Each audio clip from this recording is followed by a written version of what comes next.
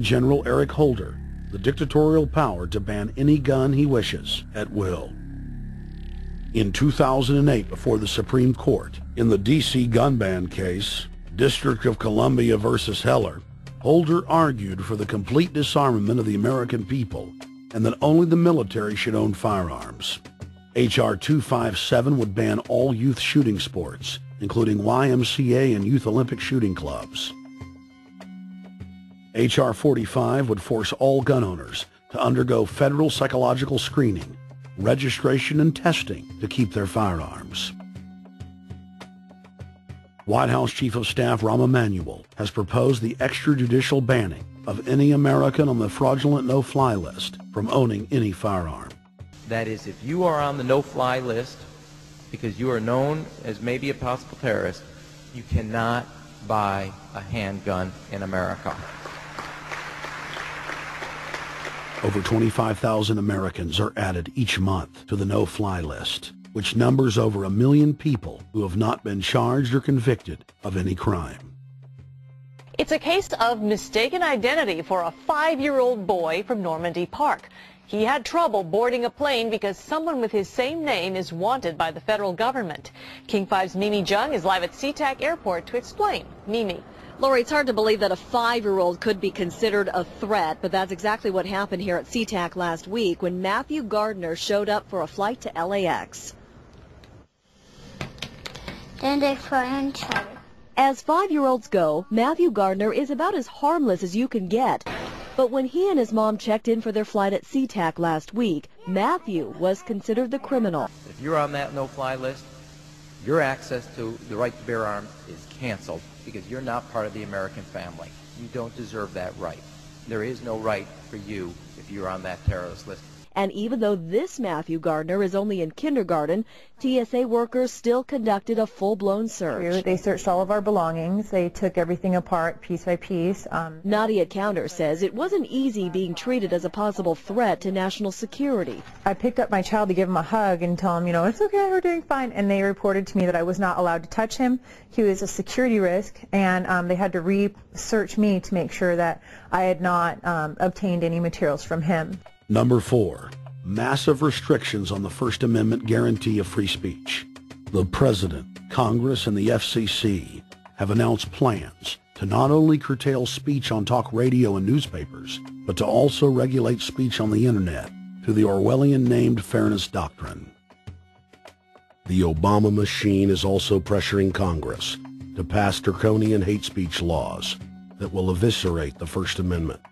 Number 5, they plan to further federalize health care so that the government can dictate what kind of care citizens receive. Modeled after the British system, this includes rationing care and restricting what procedures the handicapped and elderly are eligible for. Number 6, Obama is already pushing to expand the Department of Defense budget and to station more U.S. troops overseas to encircle Russia, China, Iran,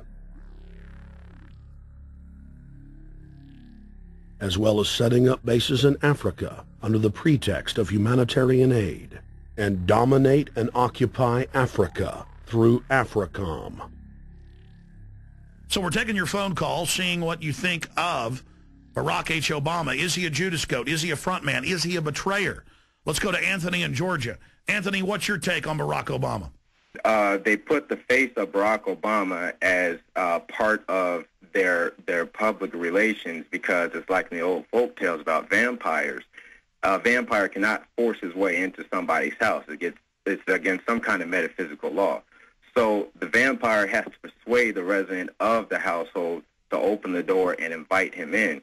So they're going to look at the peephole at Barack Obama, which looks like them and appears to be on their side. They're going to say, okay, here's my ally. Let me open the door and let me let this person in. And then Barack Obama is just, of course, a front man for the American empire, where he's going to have the entire U.S. Navy, the entire U.S. Army, and the entire U.S. Marines under AFRICOM command. And, of course, he's going to turn it into a new Iraq, and he's going to turn it into a new Afghanistan. Every operation that you see going on in Iraq and Afghanistan is going to propagate to the poor countries of Africa. And well, it's a shame. I agree with you. They're looking to the people. They see a handsome, smiling African face. You know, he's all, hey, I'm from Kenya. And then it's a total bait and switch. But it's the same thing here in the United States where they would get sellout Native American chiefs to sell out their people. This is the oldest trick in the book.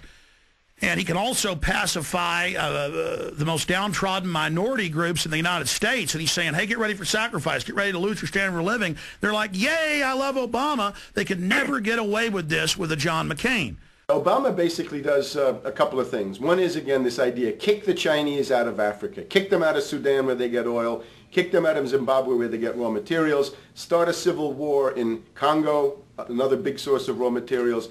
Al-Qaeda, an arm of the U.S. intelligence community, is now active in Algeria, Tunisia, Morocco. You've got a destabilization going on in Kenya around Odinga. That's Obama's cousin. This is a guy who has two children. They're Obama's niece and, well, nephew in a broad sense.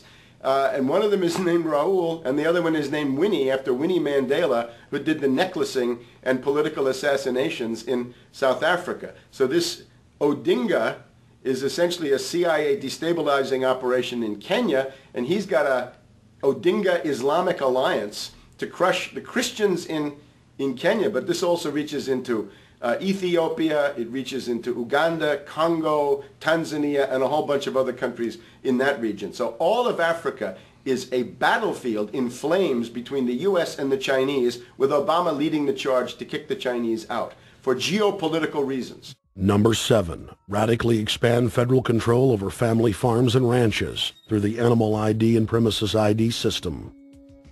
Number 8, accelerate the merger of the United States with Canada and Mexico under the Security and Prosperity Partnership. He is also accelerating the transfer of remaining federal authority to unelected quasi-governmental bodies like the World Trade Organization. Number 9, Obama must convincingly play the part of the president and convince the people of the United States that the buck actually stops with him. This is critical to the globalist master plan because in 4 to 8 years, Obama must take the blame, as Bush did, for the New World Order's horrific agenda. At that point, the elite will put a new puppet in the ceremonial seat of power and build him up as the savior, only to tear them down again. And so the process is repeated over and over. For their program to work, it is essential that the people not learn that the presidency is now nothing more than theater, because if they did, the people would stop looking at the pawns and start looking for the king. Through this system of deceit, the elite's criminal agenda can continue forever because the people waste all of their political energy debating the media spectacle instead of investigating the globalist agenda. Number 10, it's Obama's job to sell the public on globalist policies that aren't in the people's best interest. But the overlords have many salesmen. His most important function is to protect the criminal oligarchs from prosecution while they loot the economy worldwide, start new wars, and engage in torture. They're called Generation O, and they were the key to Barack Obama's White House win. During the campaign, Barack Obama used the internet like no other candidate before him, harnessing the energy of millions of his supporters. But the question now is, what to do with this young, eager, energetic army? This gives Barack Obama and his administration contact information for so many people, so next time he needs to push his legislation, he can contact all these people. Kennedy-esque. I feel as though this was like when John F. Kennedy was elected. Shouting, smiles, and tears. It was the scope of Obama's victory that was most impressive. I saw a photograph of Obama playing basketball, and I said, you know what? I see him as a leader, and that's the world that's in his hands. Own a piece of history, commemorating the day the world changed forever. His confident smile and kind eyes are an inspiration to us all. In summation, Barack Obama is a Madison Avenue created fad. All of the crazed Obama worship